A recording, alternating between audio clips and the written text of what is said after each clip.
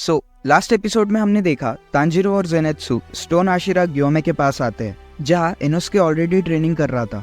ग्योमे इन दोनों से कहता है बॉडी में लेग्स और हिप्स सबसे ज़्यादा इंपॉर्टेंट होते हैं, जो कि बॉडी का बैलेंस बनाते हैं, जिससे हम काफ़ी स्ट्रॉन्ग अटैक और डिफेंस कर सकते हैं। ग्योमे के यहाँ 3 टाइप्स की ट्रेनिंग होती है। सबसे पहले इन्हें वाटरफॉल के नीचे खड़े होकर उसका प्रेशर झेलना होगा। नेक्स्ट ट्रेनिंग में इन्हें 3 बड़े बड़े पेड़ों के लॉग्स को उठाना होगा एंड लास्ट इन्हें एक बड़े से बोल्डर को ढकेलना होगा। ग्योमे के ट्रेनिंग में इन्हें बस ये 3 सिंपल टास्क करने हैं। वो आग वाली ट्रेनिंग इनके साथ नहीं करेंगे क्योंकि उसमें रिस्क है। ये 3 टास्क सुन के ही जेनेत्सु बेहोश हो जाता है, तो ग्योमे तांजीरो से कहता है कि उसे नदी में डाल दो। तांजीरो ऐसा ही करता है और जेनेत्सु तुरंत चिल्लाते हुए जाग जाता है। असल में विंटर का सीजन था, इसलिए नदी का पानी बहुत ठंडा था। जेनेत्सु तुरंत नदी से बाहर आ जाता है, लेकिन बाहर आने पर भी उसे बहुत ज़्यादा ठंड लगती है। जेनेत्सु को लगता है कि इतनी ठंड से तो वो मर जाएगा। तभी जेनेत्सु देखता है कि बाकी स्लेयर्स पत्थरों पर लेटे हुए थे। इनमें मुराता भी था, जिसे हमने सीजन 1 में देखा था। मुराता जेनेत्सु से कहता है पत्थरों पर लेट जाओ, ये गर्म है। ये सुनते ही जेनेत्सु बिजली की रफ्तार से जाकर पत्थरों पर लेट जाता है। पत्थरों पर लेटने से जेनेत्सु को बहुत अच्छा लगता है, जैसे वो अपने मम्मा के गोदी में सोया हो, और उसके आंसू निकल आते हैं। तांजीरो वाटरफॉल की तरफ जाने लगता है और उसे पानी बहुत ठंडा लगता है। तांजीरो देखता है कि इनोस्के अभी भी झरने के नीचे खड़ा था। उसे देख तांजीरो को मोटिवेशन आता है। वो नोटिस करता है कि इनोस्के ने स्लोगन बोलना बंद कर दिया है। तांजीरो को लगता है कि इनोस्के खड़े खड़े ही मर गया। वो तुरंत उसे नदी के बाहर लाता है और उसे CPR देकर होश में लाने का ट्राई करता है। इनोस्के होश में आके तांजीरो का नाम मांजीरो बुलाता है। इसके बाद तांजीरो झरने के नीचे खड़ा होने जाता है, जो कि बहुत डिफिकल्ट था।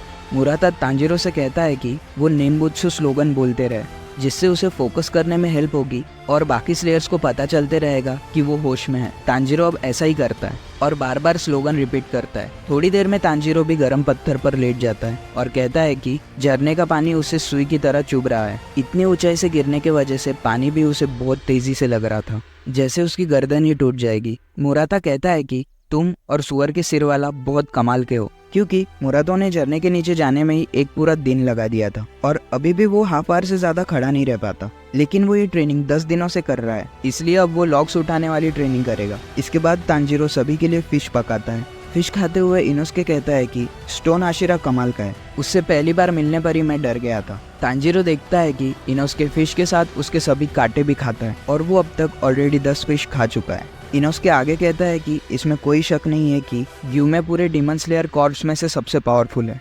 तांजीरो कहता है उसे भी यही लगता है, क्योंकि ग्यूमे की सेंट बाकी आशिरा से काफी अलग है और शायद उसने अपना डीमन स्लेयर मार्क भी मैनिफेस्ट कर लिया होगा। जेनेत्सु कहता है कि मुझे ऐसा नहीं लगता, वो बुढ़ा आदमी खुद उस बोल्डर को नहीं ढकेल सकता होगा, वो बस हम जैसे मासूम स्लेयर्स को परेशान कर रहा है। और तभी जेनेत्सु देखता है कि ग्योमे उससे भी बड़े बोल्डर को लेकर जा रहा है। ये देख सभी शॉक हो जाते हैं। तांजीरो कहता है कि ग्योमे कितने कमाल के हैं, क्या मैं भी उनकी तरह बन सकता हूँ? ये सुन जेनेत्सु भड़क जाता है और तांजीरो को मारते हुए कहता है कि तुम पागल हो क्या? अपना और उसका साइज देखा है? वो आदमी एक भालू जितना बड़ा है और तुम उसके सामने बौने हो। तुम कभी उतने स्ट्रांग नहीं बन सकते। खाना खत्म करके इनोस्के कहता है कि वो जल्दी इस ट्रेनिंग को कंप्लीट कर लेगा। उसे इतना पॉजिटिव देख जेनेत्सु का दिमाग और खराब हो जाता है। इसके बाद तांजीरो और जेनेत्सु दोनों ही झरने में खड़े हो जाते हैं और कुछ ही देर में जेनेत्सु पानी में गिर के बहने लगता है और तांजीरो जल्दी से उसे बचा लेता है। वो दोनों फिर से झरने के नीचे खड़े होकर पहली ट्रेनिंग कंप्लीट करते हैं। इसके बाद तांजीरो पेड़ों के लॉग्स उठाने जाता है और थोड़ी मेहनत के बाद वो इस ट्रेनिंग को भी कंप्लीट कर लेता है। वहीं दूसरी ओर अपर रैंक 4 नाकीमे की आंखें स्लेयर्स का पीछा करने में लगी थी। नाकीमे बताती है अब तक उसने 60% डीमन स्लेयर को खोज लिया है, लेकिन उसे अब तक नेजुको का पता नहीं चला।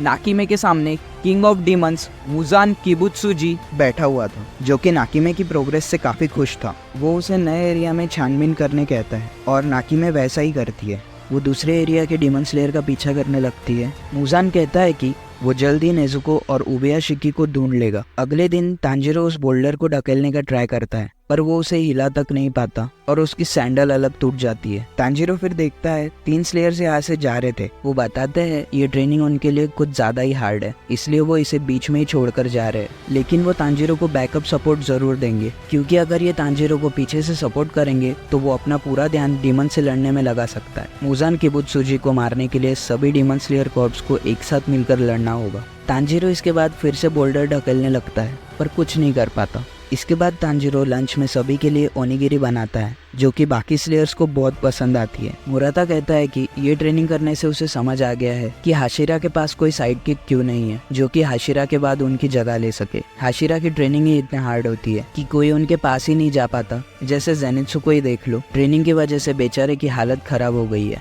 हाशिरा सच में कमाल के होते हैं और उनकी ट्रेनिंग अलग ही लेवल की होती है। इसके बाद सभी तांजीरो के खाने की तारीफ करते हैं, जिस पर तांजीरो बताता है कि आखिर वो एक कोयला बेचने वाले का बेटा है। अच्छा खाना पकाने के लिए आग को कंट्रोल करना पड़ता है। इसके बाद वो सभी को ग्रिल्ड ओनिगिरी खिलाता है, जिसको खाकर सबको अपने घर की याद आ जाती है, जैसे वो अपने मम्मी का हाथ का खाना खा रहे हो। ये सब सुन तांजीरो को भी अपनी फैमिली की याद आने लगती है। करीब 6 दिन बीत जाते हैं, लेकिन तांजीरो अब भी उस बोल्डर को नहीं हिला पा रहा था। वो जमीन पर लेटकर सोचने लगता है कि वो क्या गलत कर रहा है। डीमंस कभी भी अटैक कर सकते हैं, तो उसे जल्दी ट्रेनिंग कंप्लीट करनी होगी। तभी गेनिया वहाँ आता है और तांजीरो से कहता है, तुम्हारे माथे का मार्क तो और भी ज्यादा गहरा हो गया है। तांजीरो उसे देख चौंक जाता है और पूछता है कि वो कैसा है। गेनिया बताता है कि वो अभी ग्योमे के पास ट्रेनिंग कर रहा था। उसे सानेमे से बात करने से मना किया गया था, लेकिन फिर भी गेनिया उससे बात करने गया और फिर तांजीरो की सानेमे से लड़ाई हो गई। इसके लिए गेनिया को भी ग्योमे से बहुत डांट पड़ी थी। खैर, गेनिया उसे प्रोटेक्ट करने के लिए तांजीरो का शुक्रिया करता है। तांजीरो पूछता है, उसके सिर का मार्क सच में गहरा हो गया क्या? मुझे तो किसी ने बताया ही नहीं। गेनिया बोलता है कि जिन बुद्धुओं के साथ तुम रहते हो वो इस चीज को कहाँ नोटिस करेंगे। मैं तुम्हें बाद में अपना आईना दे दूंगा, उसमें देख लेना। गेनिया बताता है कि वो भी बोल्डर वाली ट्रेनिंग कर रहा है और वो इसे थोड़ा सा हिलाने में कामयाब हो गया है। ये सुन तांजीरो चौंक जाता है।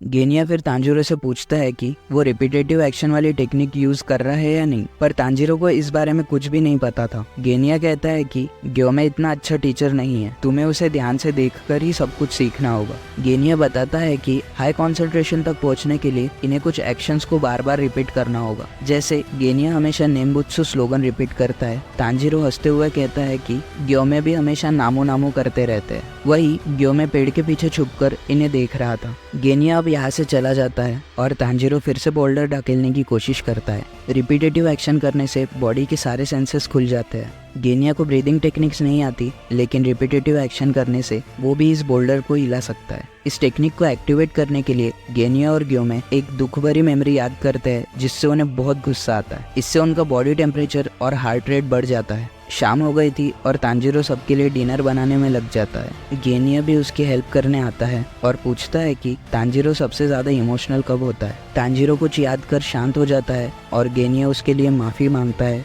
उसे यकीन था कि तांजीरो ये कर लेगा। नेक्स्ट मॉर्निंग तांजीरो फिर से बोल्डर के पास जाता है। सबसे पहले वो अपने फैमिली को याद करता है और फिर रेनगोकू की बातें याद करता है कि अपने दिल की आग जलाए रखो। इससे तांजीरो का डीमन स्लेयर मार्क मैनिफेस्ट हो जाता है, लेकिन फिर भी तांजीरो बोल्डर को नहीं हिला पाता। तब इनोस्के और जेनित्सु भी यहाँ आ जाते हैं। असल में तांजीरो 1 घंटे पहले ही ट्रेनिंग करने आ गया था। तांजीरो अब फिर से उसी टेक्निक को बार बार रिपीट करता है, जिससे उसके बॉडी में बहुत पावर आ जाती है और डीमन स्लेयर मार्क भी आ जाता है। इसके बाद तांजीरो धीरे धीरे उस बोल्डर को ढकेलने लगता है, जो देख जेनित्सु और इनोस्के हैरान थे। तांजीरो बिना रुके उस बोल्डर को ढकेलते जाता है और वही दूसरी ओर मुजान सोच रहा था कि अब मुझे क्या करना चाहिए। तुम दिखते कैसे हो उबयाशिकी और तुम्हारा प्लान क्या है? And this is it otakus. आपको ये एपिसोड कैसा लगा कमेंट करके जरूर बताना। नेक्स्ट एपिसोड में हमें ग्योमे के पास्ट के बारे में पता चलेगा एंड देन लास्ट एपिसोड में तो तबाही है। सो नेक्स्ट एपिसोड मिस ना करने के लिए चैनल को सब्सक्राइब जरूर करना। And this is it otakus. Thank you for watching the video पसंद आया हो तो लाइक करना और अपने दोस्तों के साथ शेयर भी। मिलते हैं ऐसे ही किसी और वीडियो में। Bye bye.